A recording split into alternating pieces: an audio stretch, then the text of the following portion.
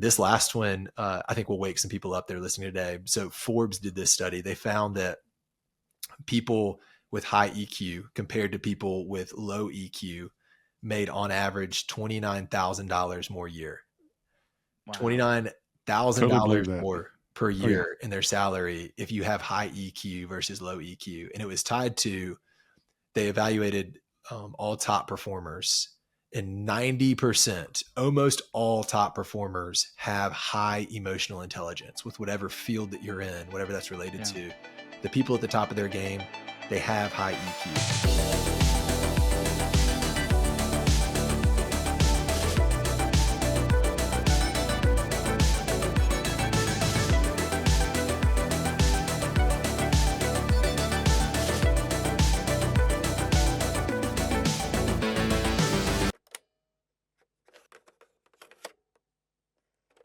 Hey, everybody. Welcome to the Boombox Boardroom podcast. Today, we have Josh Swing with us. Josh is the team captain at WildSpark, where he helps organizations grow leaders from within.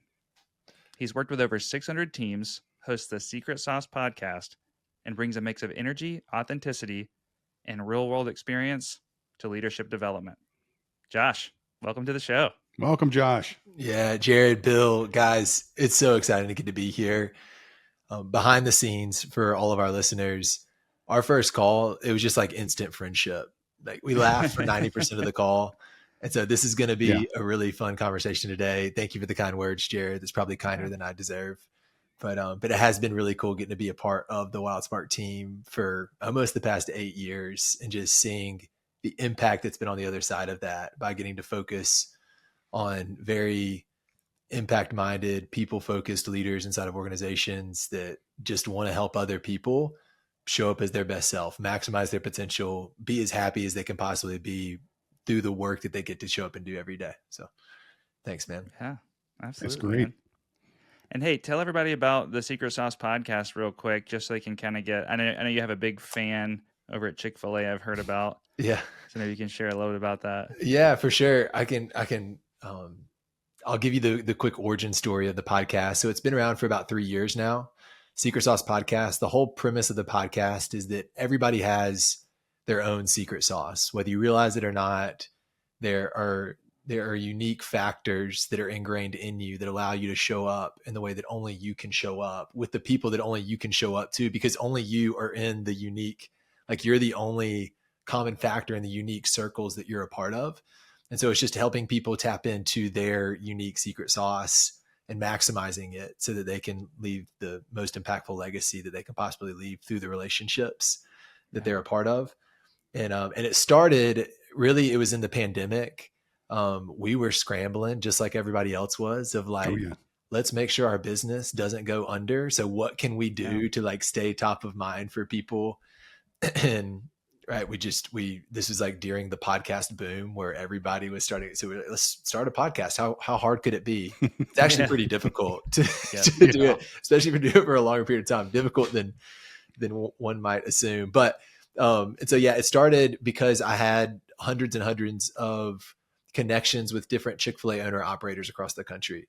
And I had experienced firsthand through serving them for 5 years prior, just the wealth of wisdom and knowledge. I think they're like Chick-fil-A owners because of a lot of reasons, because of their selection process and their training and development, all they do on the internal side of Chick-fil-A. They just have some of the most dynamic leaders in the world from an experience perspective. And even like you look at some of the operators that have come with external candidates of like leaders of massive military bases or high up execs in Johnson & Johnson and all these other like huge companies that just like are coming in and out, like own and operate a Chick-fil-A with all of that knowledge. So I was getting to benefit from all of it. So I felt somewhat selfish not sharing that with other people. So I just thought, man, I could turn this into a podcast, interview some of these folks, and then share some of that value that I've received with a lot of other people. So it's grown from there. So it's not just Chick-fil-A anymore. There's a lot of other authors and thought leaders that have been on the podcast, but still have maintained that theme of the secret sauce and helping people leverage their secret sauce in the best way possible.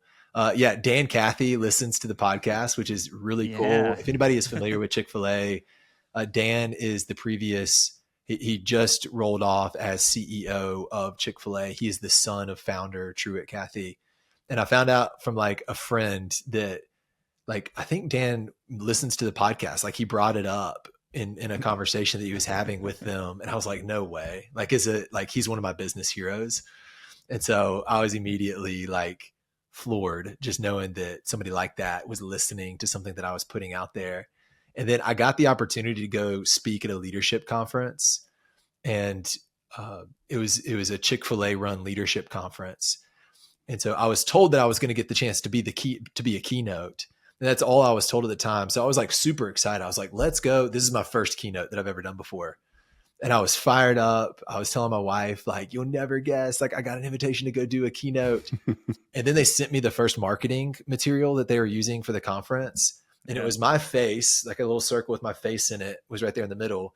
And on the left side of me was Dan Cathy, like one of the most successful business leaders of our generation. Like he took Chick-fil-A to being a 20 something $billion company, which is just insane. And on the other side was a former Navy SEAL commander named Rourke Denver, who has all of these accolades in the Navy SEALs and is like one of the most successful commanders ever. And I'm like, what is that guy doing right there in the middle? Like one of these is not like the other, right? Yeah. And so I had to overcome some imposter syndrome along the way. Your stuff is weak, huh? Yeah. Is that what you're saying, Josh? I was like, by no means have I ran a multi-billion-dollar business or commanded one of the most elite military forces in the world. But I still showed up. I went into the keynote, but right before, a really cool thing happened where Dan opened the conference and I went after him, and he didn't even realize, like, Dan's at that level where you just like fly in and fly out to do these kind of things. Like I'm flying in like the day before, I'm pouring over notes, and he's just like showing it up and rocking it, crushing it. And so he gets up there. He has no idea, I don't think, that I'm going on and speaking right after him. And he finishes his keynote and then takes questions from the audience. And somebody in the audience asked him, like, what are some of your learning sources? Like, what do you go to learn and stay sharp? And so he starts mentioning some things, and then he talks about, he was like, and there's this podcast, there's this guy he hosted, I think he's in Alabama somewhere. And he talked to some Chick-fil-A operators, he talked to some other people, but it's just so helpful to get to learn, different leadership skill sets that other people have and what I want to adopt as my own, all this kind of stuff. He went on and on about how great the podcast was, not knowing that I was in the back of the room, like getting mic'd up, amazing, about to pass out because one of your heroes is talking about how much he enjoys your podcast. And so Dan's obviously a fanboy of yours. And so he may follow you over to this podcast. Wink, wink, nudge, nudge, Dan. So that would be cool. What an awesome story though. Yeah. Thanks. Yeah. It was cool. So yeah, if you're looking for a podcast after you finish listening to this podcast and following this podcast, head on over to the Secret Sauce podcast. We'd love to have you over there. Nice. Awesome. Well, we'll put a link. We'll make sure we do that. So great. Yeah. Thanks, guys. So Josh, we talked about, kind of dipping our toe into the conversation of emotional intelligence. And that's something that you've studied a lot, that you've read a lot about, you've worked with people on that. What would you like, what's kind of a working definition for that? Like, how would you describe that? Yeah, yes, we will jump into some serious emotional intelligence here in a minute. I'll answer your question, and then I've got another question. I want to introduce a fun question here first, but before we get way too serious about emotional intelligence. But my definition of emotional intelligence, and I think it's funny, a lot of us have like a gut instinct of what emotional intelligence is, but it's become such a buzzword that I think that there's a large percentage of the population where they hear it and they're like, what actually is EQ? Like, what is emotional intelligence? And my definition would be the ability to understand, manage, and use your emotions and the emotions of others to create effective relationships. Emphasis on that last part there. Like, emotional intelligence is for the purpose of creating effective relationships. And I think maybe that's gotten misconstrued or blurred a little bit on, like, emotional intelligence is just about learning as much as you can about yourself and your own emotions. And that's part of it, but that's not the whole picture. And so we'll explain more about what all of those different aspects, understanding, using those emotions, how that bleeds into the emotions of others, all that kind of stuff here in a second. But Boombox Boardroom, man, when you guys told me the title of this podcast and even like some of the themes behind it, I was like, I can't wait for this because I'm a music junkie. I was raised in the 90s. And so I've got a question for you guys here, if that's okay. I'm a podcast host too, so I hope you're prepared. Yeah. There's going to be some questions coming back at you guys. That's fine. Shoot. Today. Okay. So I was a product of the 90s, grew up in the 90s. And I want to know from you guys, what 90s song best defines the 90s for you? And like, what was the moment that's connected to it? Because there's likely a song and then there's a moment that's connected to the song, like a memory that you have that you're like, this was it for me, Josh. So I'll pass it to you. I'm going to put you on the spot first, Jared, and then Bill, I want to hear yours. And I'll answer with mine too. Yeah, Bill might have to use the 80s. Yeah. Oh gosh. I mean, the first thing that like comes to mind when I think of like a 90s like song that just stands out is "My Heart Will Go On" by Celine Dion, like the Titanic ballad, like the big moment. And the thing that you it took takes mine. me the thing that it takes me right back to is like the like 5th grade dance. You know, you like, it's kind of the first dance, the first time you're around, you know, girls in a not just classroom setting, and you're like, oh gosh, I don't, you know, what do I do? People start to have feelings. That's where it takes me back to. Oh man, I'm feeling all the awkwardness right now. Oh, so awkward, man. So, and girls were way taller then too. Yeah, super awkward, super fun. Yeah, full extension on the slow dance. Yeah, balloon in between. Yeah, absolutely. As you were mentioning your song, I was just imagining you, Jared, on the front of the Titanic. Just Bill and I've actually done that on a boat. You recreated it. Yeah, Bill was behind me, and I need picture evidence of that. Bill, what's yours, man? So I am going to go back to the 80s. Okay. I've got a spectrum of songs and so forth, but I was in the beginning stages of MTV when it came out. Right. Yeah. And I remember being very jealous of many of my, fellows, well, how old we were, I don't know, 5th grade, something like that. They had cable. My parents were really late to the game. I don't think we got cable till like 1984. But I remember just being absorbed into MTV, and there was a song called "Safety Dance." Oh yeah. You know this song. I know the Safety Dance. Do I know this song? You probably do. So Josh, what you need to do is just go on YouTube, type in "Safety Dance," music video. It's the most bizarre music video you've ever seen, but somehow I trapped that in my mind, for everything about the 80s. Really poorly shot, quirky, the outfits are weird, the song's really weird. And that's how a lot of the videos were on MTV. So when I think about songs, I actually connect them more to music videos. Because in the 80s, that's what you did. It was all about MTV. So I had a different experience than you two in the 90s, right? When beginning of the iPod at the end and so forth. You're walking around with it. Now I had a Sony Walkman back in the 80s, but that's what I think about. But there's a whole other smattering. So if I went through like a clubbing phase in the late 80s. I went through a country phase in the early 90s. Wish I could have seen that. 90s country, man. That just hit 90s country. Here we go. Here we go. Here we go. Here it is. The Safety Dance. Unmute that. Oh, yeah.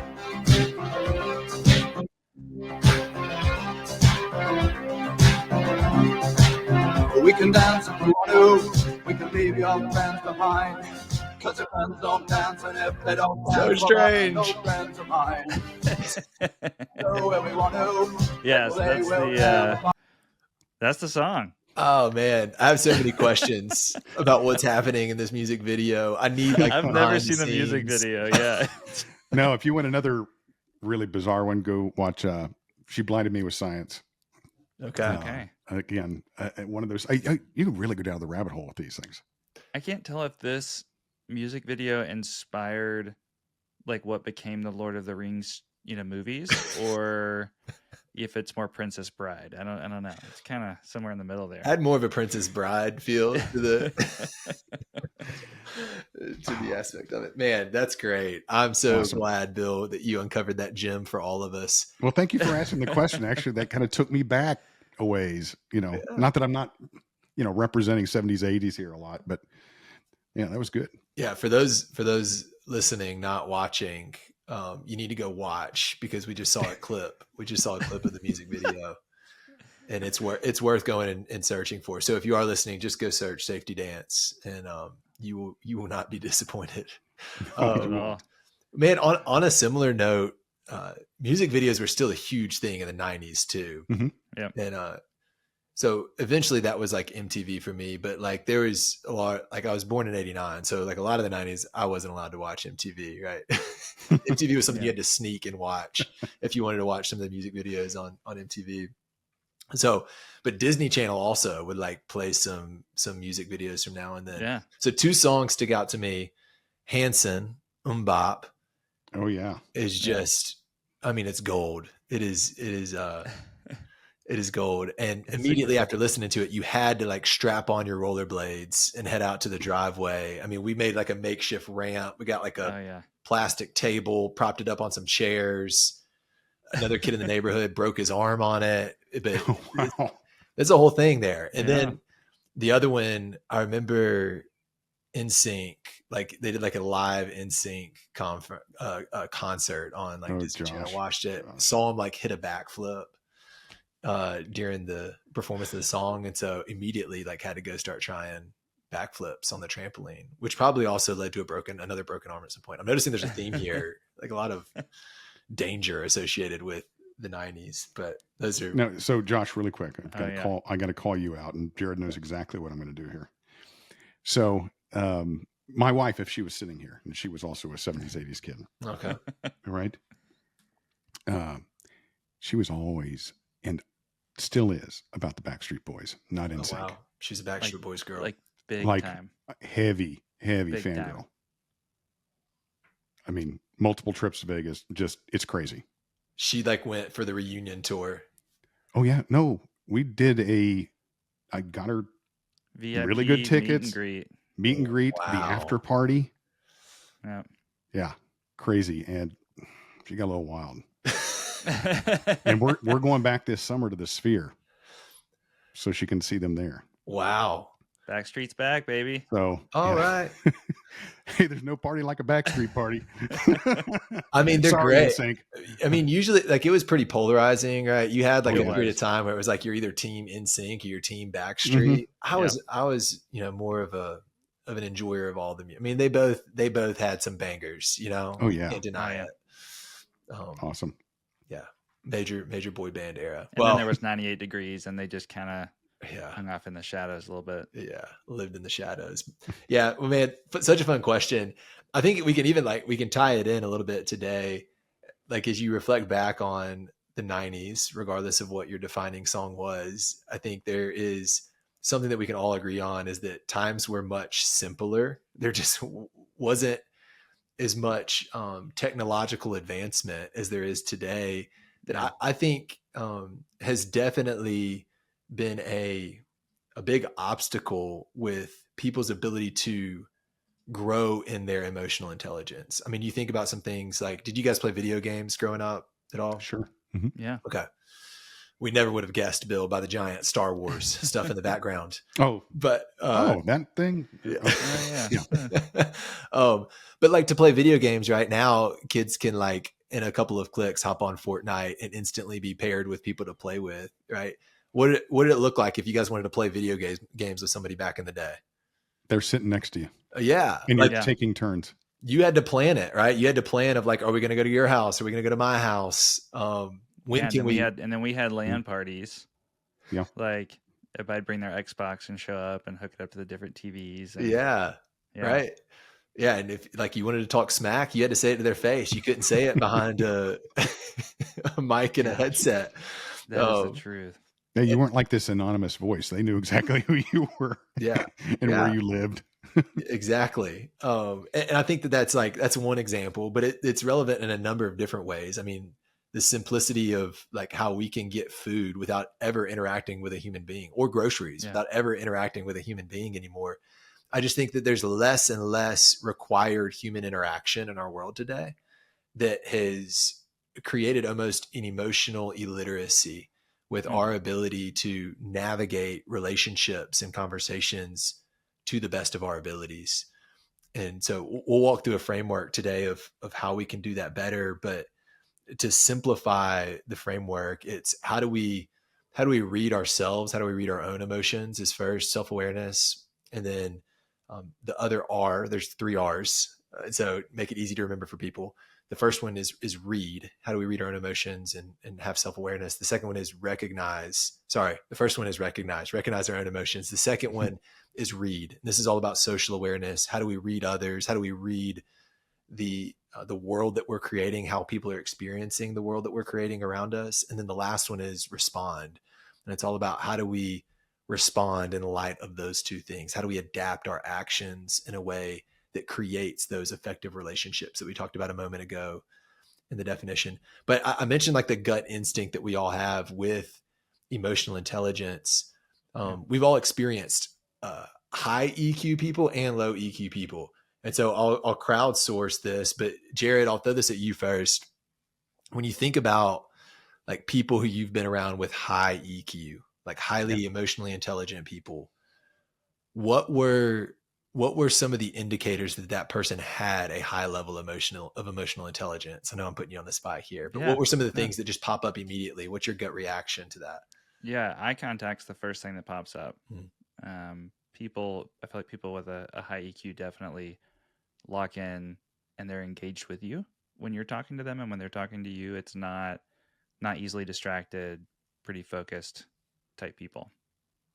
Yeah, 100%. Bill, I'd agree with that. I'd agree with that response. Like fully present, leaned into the conversation, not distracted, right? And we lived in one of the most distracted world that has ever existed before. When you look at, I think there was a study done recently that the average person has to make 35,000 remotely conscious decisions over the span of every day because of like the overwhelming influx of stuff that's coming at us and what we're having to choose to focus on and not focus on. It's like a decision every like 2.5 seconds or something like that over the course of the day, which is insane.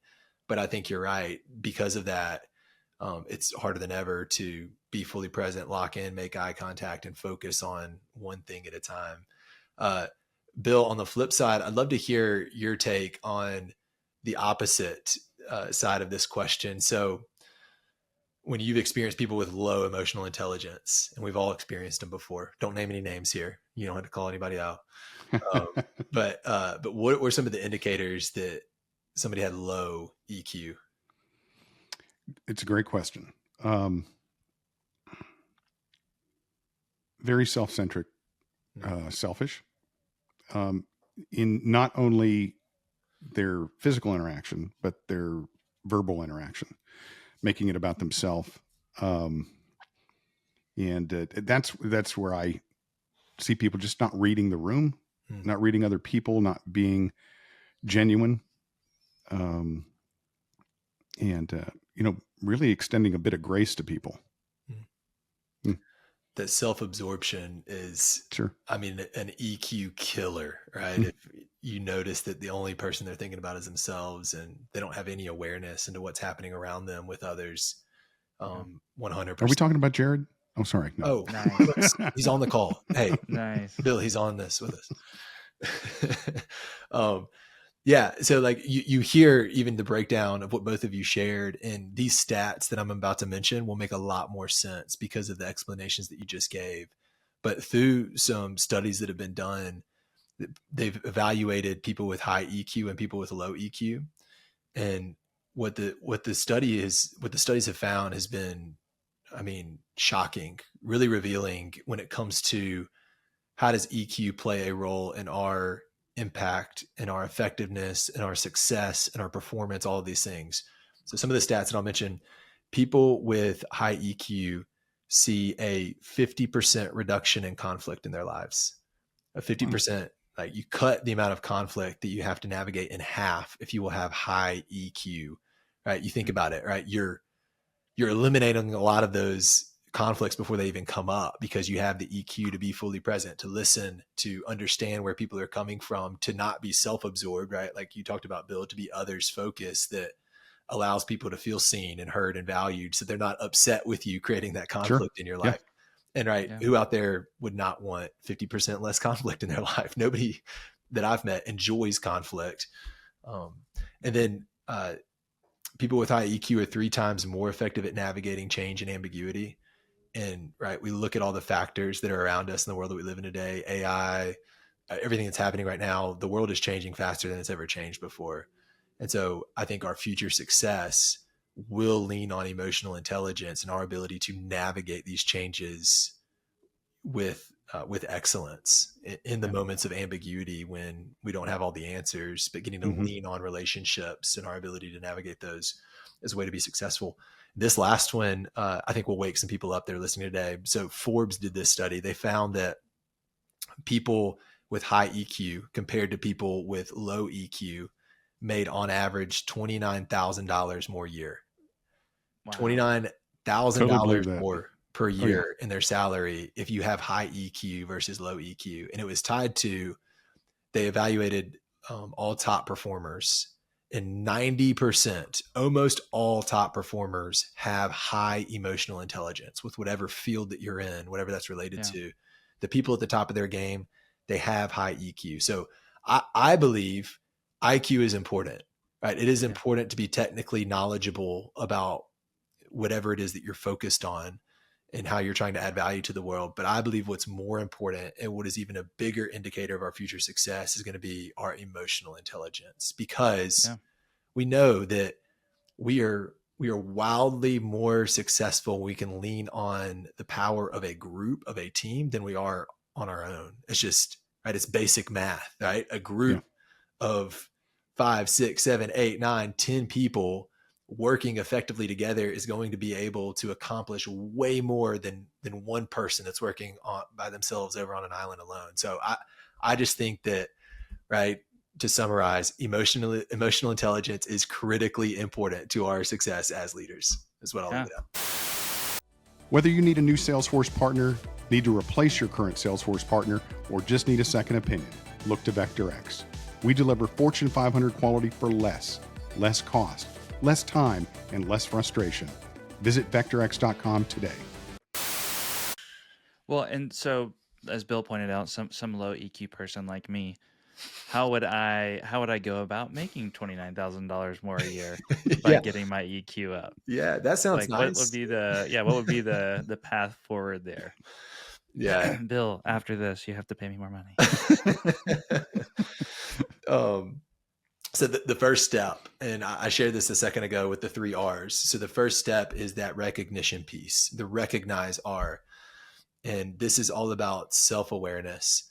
And we've all been unaware of how we're impacting others and unaware of our own emotions at times. I loved do you guys remember like the Snickers marketing campaign, the Hangry campaign? They may be still running some, but there was a moment in time where they were like cranking out commercials about hangry, have a Snickers, right? They were this angry, disgruntled person. They take a bite of their Snickers and then they're themselves again, right? They're them kind selves. And it's a funny illustration, but I think that that's happening more frequently than we think that it is, where how we're showing up and the emotions that we're feeling, we're just unaware of them, right? And how many times have you been hangry and then you're in a bad mood, you maybe don't realize in the moment, you get the food in your system and you're like, oh man, I didn't realize how hungry I was. And then everybody around you is like, yes, we realized how we knew how hungry you were. Yeah. And so I think we have to strive to be incredibly self-aware. How I would define self-awareness is being in touch with your emotions, your strengths, your weaknesses, your tendencies, patterns in your life. All of those aspects are part of being self-aware. It was interesting. Tasha Eurich is an organizational psychologist and an author. She's written a lot of really dynamic books on self-awareness specifically. She did a study through some of her research, she found that 95% of leaders, people in a leadership position, 95% communicated that they have a high level of self-awareness. 95%, like almost everybody that's a leader said, I've got high levels of self-awareness. But then once evaluated, so once their peers around them were evaluated, and then they asked them some questions about how well do you know yourself, only 10% of those people scored as being highly self-aware. And I just think that it's funny. It's like the irony in it. It's like, to realize that you're not self-aware, you would have to be extremely self-aware. Yeah. And it's the biggest problem that none of us believe that we have, because all of us want to think that we're aware of how other people experience us. So you need the mirror. You need it. You need it 100%. There's 3 ways to look in the mirror, Bill, to your point, that I think can help us grow in our self-awareness. And I'll unpack all these pretty quickly. The first one is assessments. So leveraging assessments to help expose our blind spots. And there's a couple of them that I can recommend to the audience. There's a lot of assessments out there, and a lot that I'm a fan of. DISC assessment is great. I love the Working Genius assessment. I've been hooked on that one recently. That's the one I just sent you, Bill, that I did the other day. It sounded so familiar. Yep.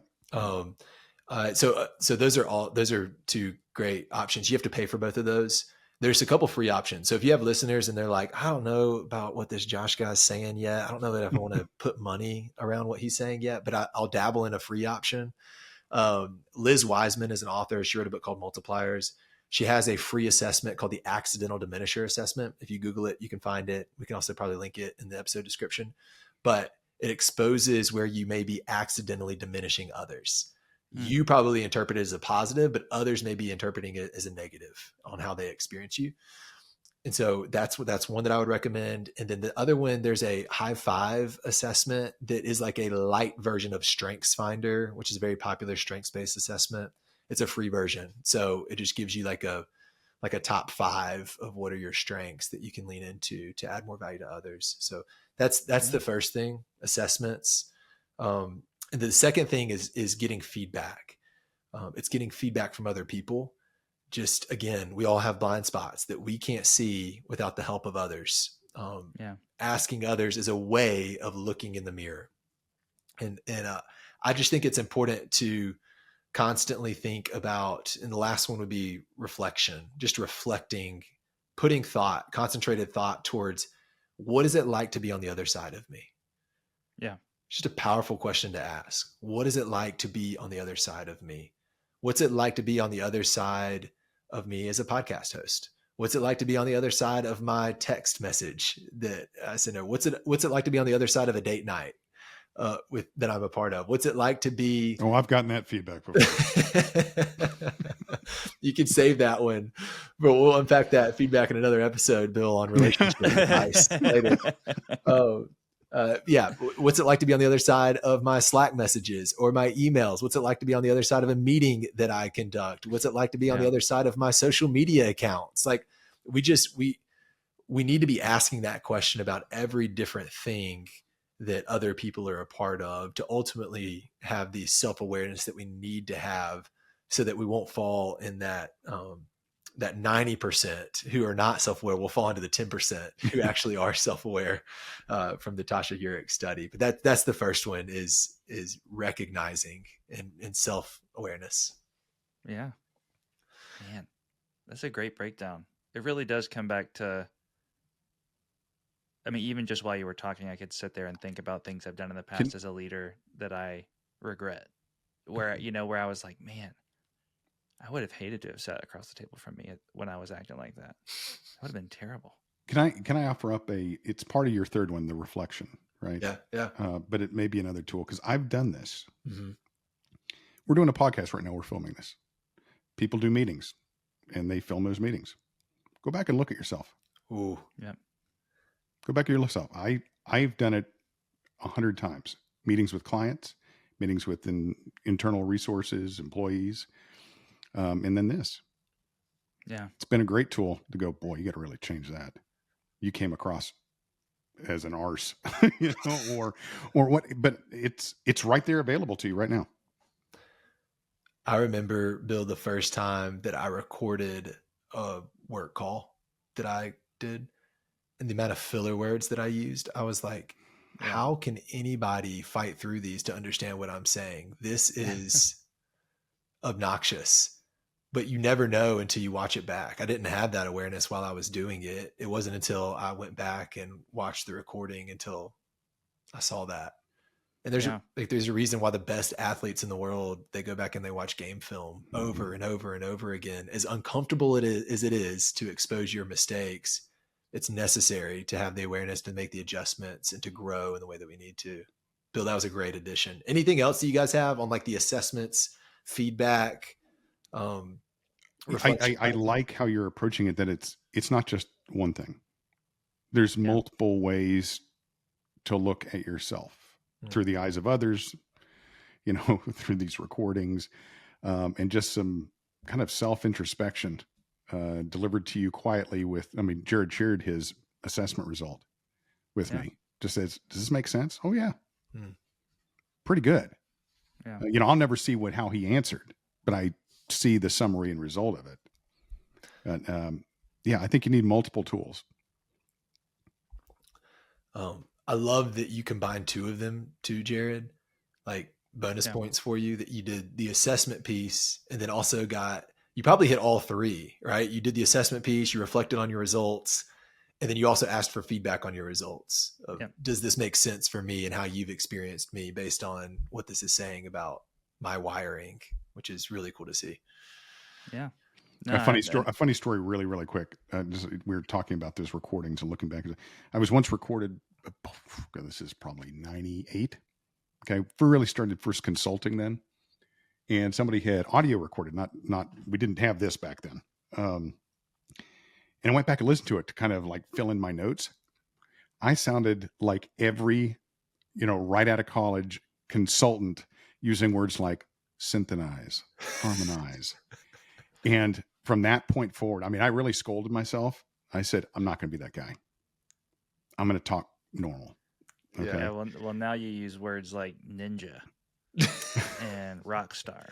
He's gone on the other end of the spectrum. Yeah. Right. Anyway, that's a funny aside. To not. Yeah. I was building out a presentation to do a workshop recently on my couch at home. And my daughter was sitting next to me, and she just finished kindergarten. So she's just now to the point where she can like read and understand. And so she's trying to read words, and she read something on my PowerPoint that I was building. And it was something about ownership, like ownership mentality. And she asked me, she was like, what does that mean, Dad? And I explained like in kindergarten language what that actually means. And she's like, well, why don't you just say that? And I was like, that's a great point. Probably because ownership mentality is a buzzword, and I think that people resonate with it, and I should just explain it plainly for what it is. That's great. Yeah. So feedback from a kindergarten is also helpful.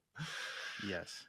Yeah. And I've done that. I asked ChatGPT how to explain Salesforce to a 5-year-old. Oh man. And it was great. It was like, it's like a toy box. It's like your big toy box that you put all your toys in, and you can keep them all in one place, and you know where they are, and you can access the toys that you want when you need them. And adults just use it, but they're keeping track of relationships that they have with other people at work. And it was like, oh, God, that's so much better. You're like immediately using that on every consulting conversation. Yeah, somebody's like, oh yeah, what's Salesforce? And I'm like, well, you know your toy box? You're like, what? Oh man. Well, we can let that toy box reference take us into recognizing the way that other people are experiencing the world around us, is how I would define social awareness, which is what recognition is all about. It's how do I become more socially aware? And where I would start with this one would be to become a student of people. We were talking about this offline a moment ago, but I think that this is a lost art to be others focused. There's two types of people, and there's the person that walks into the room and they say, here I am, everybody. Like the party is here. The fun has arrived, right? Check out my fit, right? Or whatever they're saying here. Look what I have to bring to the table. So you have the here I am kind of person, and then you have the there you are people. And those are the people that walk into the room and they make other people feel valuable. and they go, oh, there you are, right? Oh my goodness, I can't believe you're here. I'm so excited to see you. Tell me what's been going on with X, Y, and Z. And it's that self-centered versus that others focused mindset. And I think the first thing that we have to get out of the way is our mentality and how we enter into environments and conversations with people from the right perspective of a there you are mindset, so that we can be fully socially aware. There's a couple of things that I think help us lean into that practice of being a student of people. Mr. Rogers, Fred Rogers from Mr. Rogers' Neighborhood, has a quote. He says, there isn't anybody you couldn't learn to love once you've heard their story. And it's so true. And I think another lost art is taking the time to ask somebody what makes them who they are. What are some of the things that you've been through that have helped shape you into the person that you are today? You won't fully be able to understand how somebody else is interpreting the world until you understand the experiences that they've been through in their life. And so, right, knowing that Bill is a product of the 80s, right, and getting to see some of his hobbies and getting to know some of his story, Bill, that helps give me so much context into what I'm communicating and how it may impact you based on what I communicate. You think about it, like even the simplest of connection points that you get with people and how it builds instant trust with you. We're recently like if you're ever traveling anywhere. So like we were traveling in Europe a long time ago, a handful of years ago. And like, like you hear an American accent in a place where nobody else is American. And it's like an instant, like your ears perk up. I don't know if you guys have traveled to different foreign countries before. Oh yeah. But there's this instant like, oh wait, another American voice that I hear over here. And then you go ask them and you ask them where you're from. And there's probably some kind of degree of connection to where that person's from and where you're from. And it's just like an instant bond forms. Well, that same thing can happen where we're at in the communities that we live in with other people if we'll take the time to learn where people come from, the experience that they've had. I'm just a believer that we have way more in common than we have different with the people that are around us. And the world right now likes to highlight the differences that we all have, right? We live in a very polarizing culture where, if you don't align with all of the ways that I think about the world, then I don't want any part of you. But I think if we really dug in, that we'd find that we have way more in common than we have different than all of those people that are around us. And if we want effective relationships, we have to lean into some of those similarities so that we can have those effective relationships. I would share some other things, like we talked about emotional literacy, just being in tune with your emotions and other people's emotions that they may be feeling.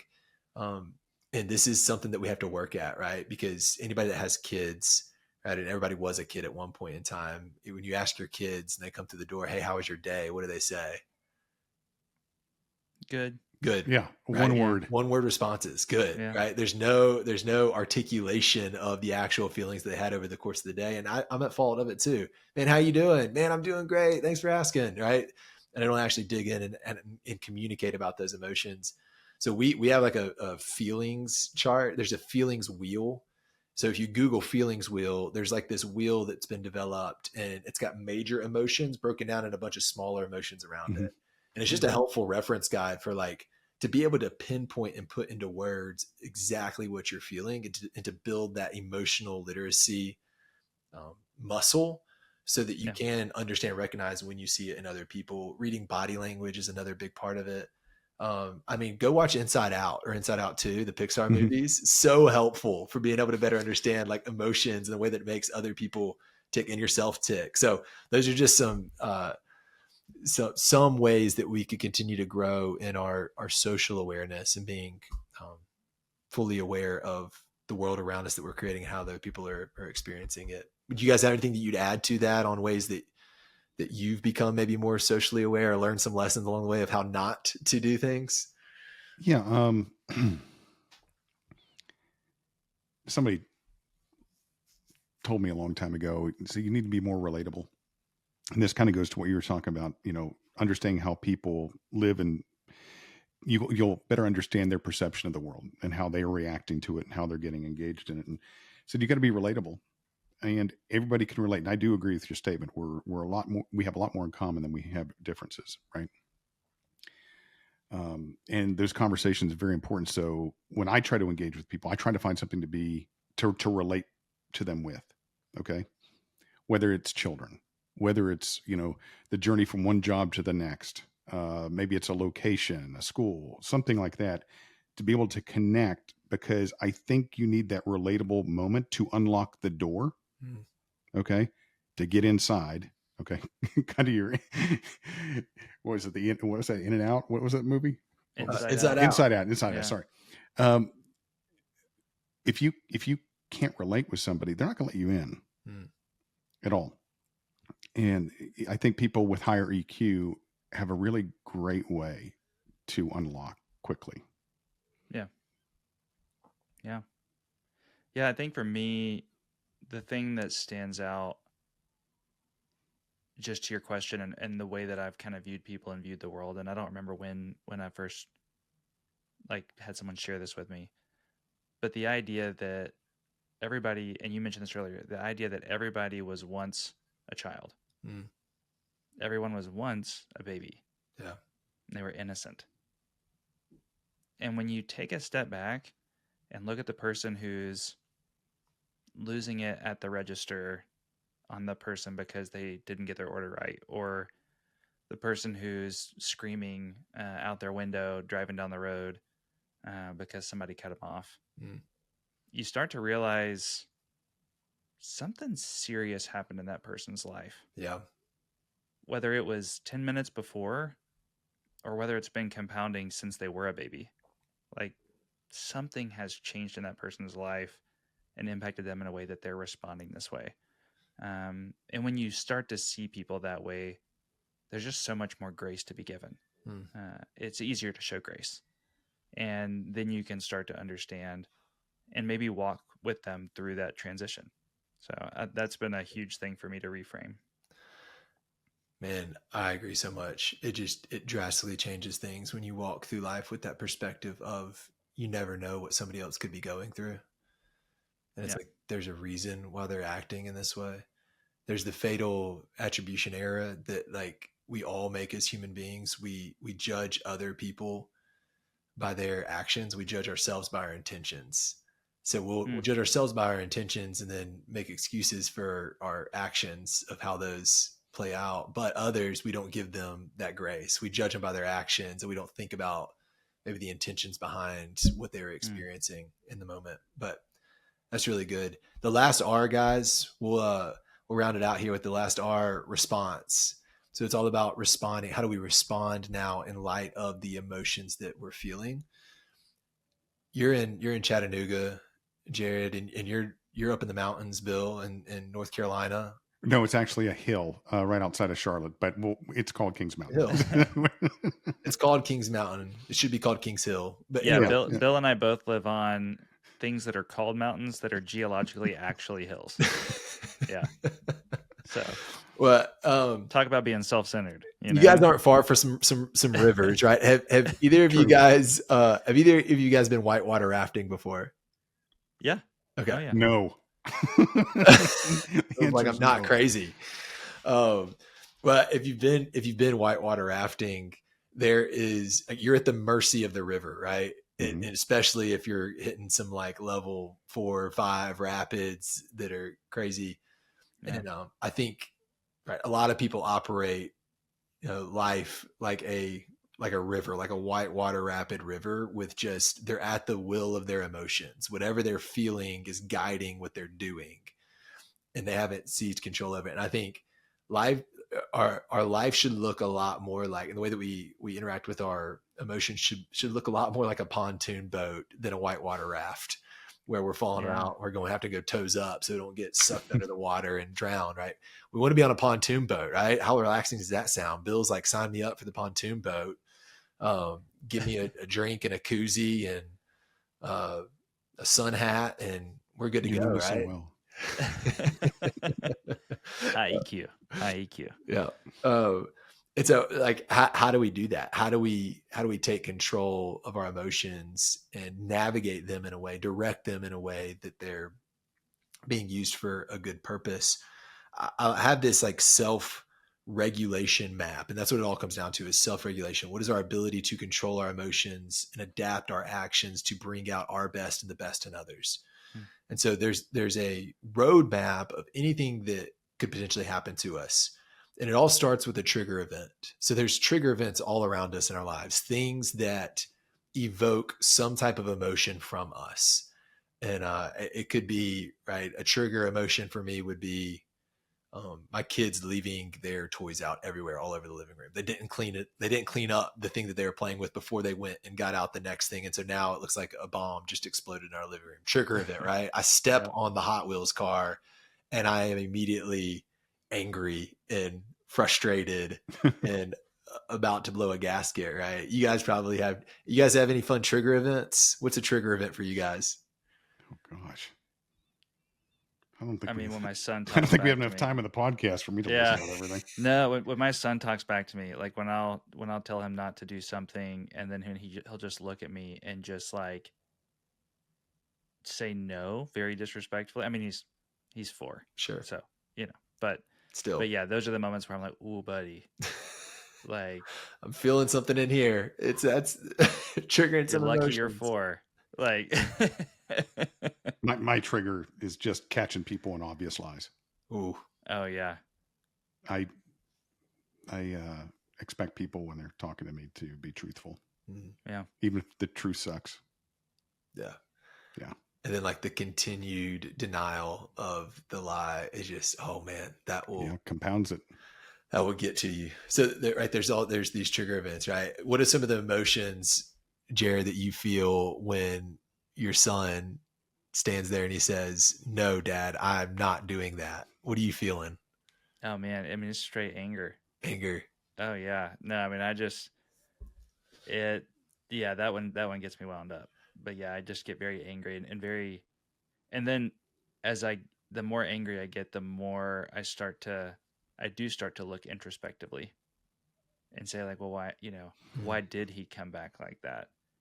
And then I start to think about what I asked him to do and how I asked him to do it, and try to reframe a bit there. But yeah. You're giving the master class right now, Jared, and what we're supposed to do. You're giving away the secret. It's not perfect. No, it doesn't happen every time. But that's exactly the route that we should take. So there's 2 different paths on the self-regulation roadmap. Right? There's the path of, I would call it like emotional leadership, emotionally charged leadership, where right, if you didn't do that, if you didn't stop and pause to reflect, you have the trigger event, which leads to a felt emotion. There's an emotion that you're feeling inside of you. It's anger. It's frustration at the person that's lying about something that won't come clean about it. And then that felt emotion can lead to an emotional reaction, right? Then there's a response. If you don't take the time to reflect, like Jared does, or is working on doing, working. Right. There's an emotional response. It could be shouting at your kid, right? It could be raising your voice, whatever it is. It could be exposing somebody and calling them out in their lie in front of other people in a way that's absolutely humiliating and demoralizing. And so when we respond with that emotional reaction, the next step in that roadmap is a damaged relationship. It is damaged the relationship. That relationship is not better because of your emotional reaction. It is in a worse condition, right? I raised my voice at my kid and now he's crying and, he feels discouraged and defeated and all these things because he's let down Dad now at this point. Or, this person who just got exposed in their lie now wants to leave the company because everybody at the company thinks that they're a liar now and they can no longer show their face anymore. And you've now lost a team member, or, I'm just painting some pictures here for the audience today. And so that's not the road that we want to take. We do not want emotionally charged leadership. There's a different path, right? Self-regulated leadership where you hit the trigger event, you feel the emotion, but then there's a pause. Ooh, dude. Reactions. Whoa. Nailed it. Yeah, for anybody just listening, the Apple reaction fireworks went off right when he said trigger. I'm a That was hands perfect. talker, and It's it was amazing. that was providential. I don't know how that happened at that moment. So there's an acronym that I like to use to highlight what you did, Jared, differently. Right? You stopped, you reflected. Why is he acting in this way? I call it SNAP, and I like using SNAP because it's actually something physically that you can do. So when you're feeling the emotion and you have the temptation to lash out with an emotional response, remind yourself to snap. And here's what SNAP stands for. SNAP stands for stop, right? We're just going to pause. We're going to take a breath before we respond. We're going to notice. We're going to try to recognize, like you said, Jared, like, why is he responding in this way? We're going to notice our own emotions that we have. Man, I'm feeling some anger right now. I'm feeling some frustration right now. We're going to assess the situation. Let's look at the situation right now. Let's then start to think about some ideal outcomes in this situation. So how can we let this lead to a desired outcome and not a damaged relationship? How can we correct their behavior potentially? I put in here, because I'm a person of faith, I put pray. Like if there's a moment to say a quick prayer, man, I know that I need that prayer. And then the last P here, so SNAPP is SNAP. We got 2 P's on here. Stop, notice, assess, pray, and then pivot. And so this is where you're adapting your action. Yeah. And so instead of raising my voice and getting super angry with my son, here's a moment where I can get down on my knee and I can say, hey, listen, here's why we don't talk back. Here's how this can, here's how this, is disobedience, and this is disrespectful to your mom and your dad. And here's why I'm telling you to do this. And here's why you need to be obedient in the first place. It's an opportunity to correct the behavior and move on. Or, right, you catch somebody in the lie, like, here's why integrity is so critically important to our organization. Trust is what our organization runs on. If we can't trust each other, then we cannot be an effective team. And so how can I make sure that I can trust you moving forward? It's a completely different outcome when we'll stop, we'll snap, right? We'll stop, we'll notice, we'll assess, we'll pray, we'll pivot than the other end of the spectrum. Things go downhill really, really quickly when we're operating with a bunch of damaged relationships, and we find ourselves in a place where we never intended to be, versus the other end of it when we get those desired outcomes, because we were willing to slow down enough and control our emotions so that we could control the outcomes, so that we then get to control the outcomes and the emotions of others. But think about like the flip side of that, right?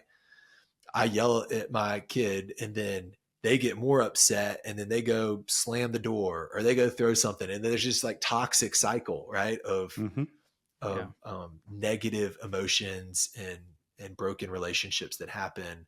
And you got to break the cycle to get to the desired outcomes. So that's my framework for response. It's awesome. I love it. Awesome. Reminds me of something. I brought this up on another podcast, Josh. But just the way you kind of laid all that out, especially around the pivot, right?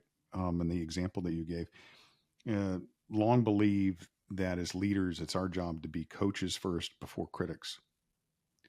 And if you take that mentality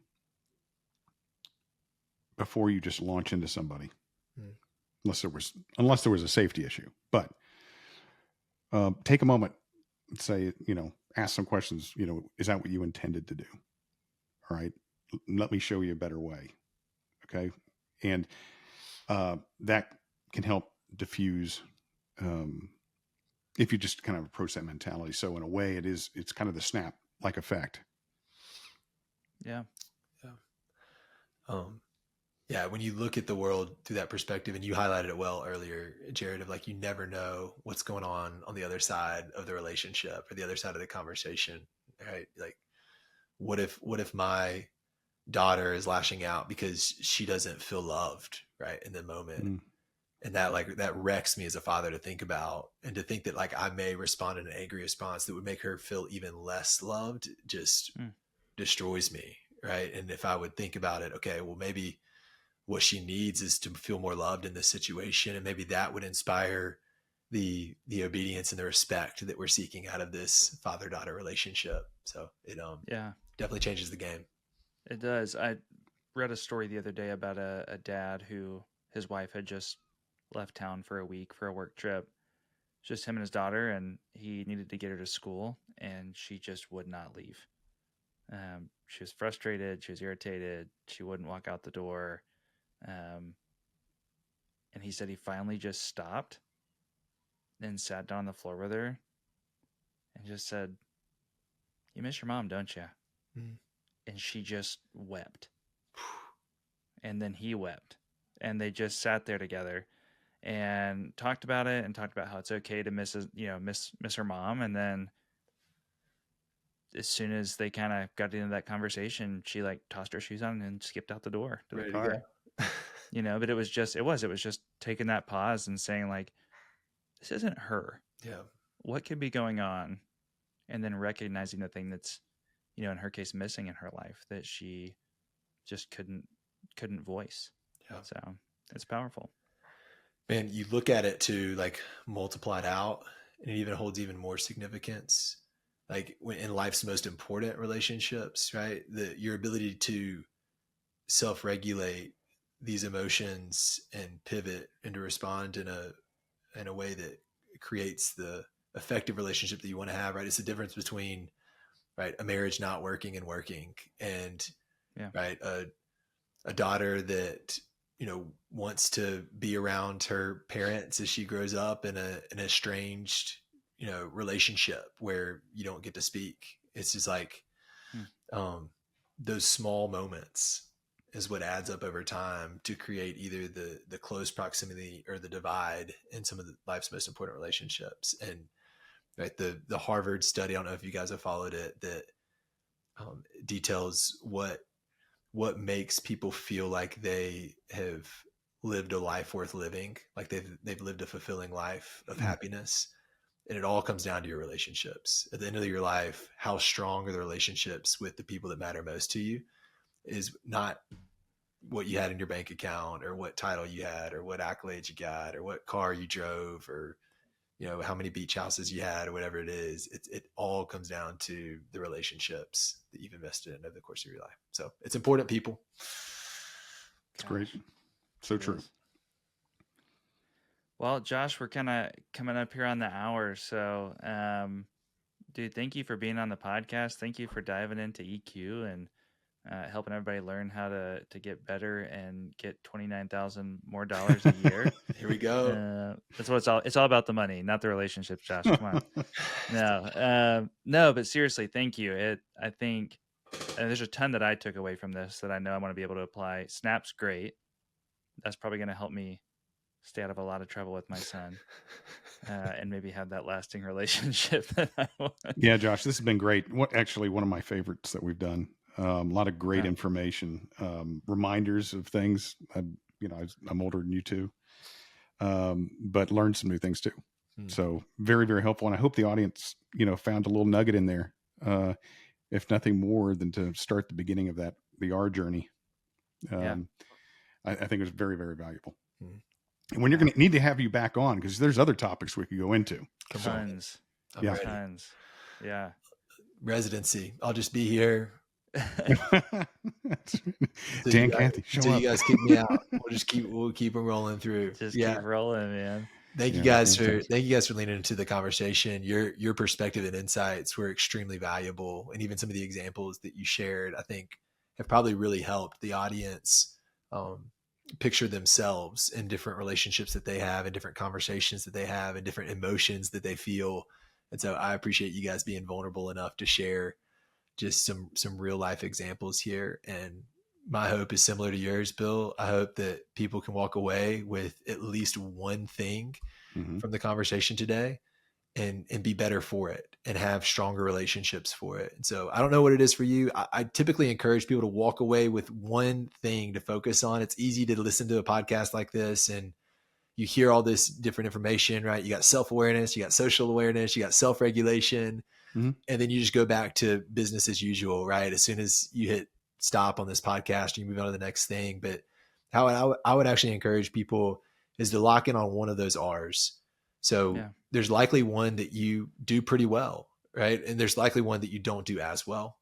And so whatever that is for you, whether it's recognizing self-awareness, maybe you need to take some steps and do some assessments and ask some people for feedback and some of those things. Maybe it's the social awareness aspect. Maybe you are like, man, I've been so tunnel visioned and focused on my own performance.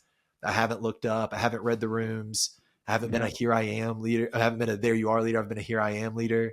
Or maybe it's that last piece, the responsiveness, and knowing that, man, I've been acting on emotion, and I'm going to start using this self-regulation roadmap and snapping to get back to responding in a way that creates the world that I want to create with the people that I get to create it with. So whatever it is for you, lock in on it, go do something with it, people. Awesome. Absolutely. Well, on that note, Josh, great to have you on here, and we want to have you back. So we'll look forward to that in the near future. But thanks everybody for joining the Boombox Boardroom. I am Bill Harris, and we'll see you Later.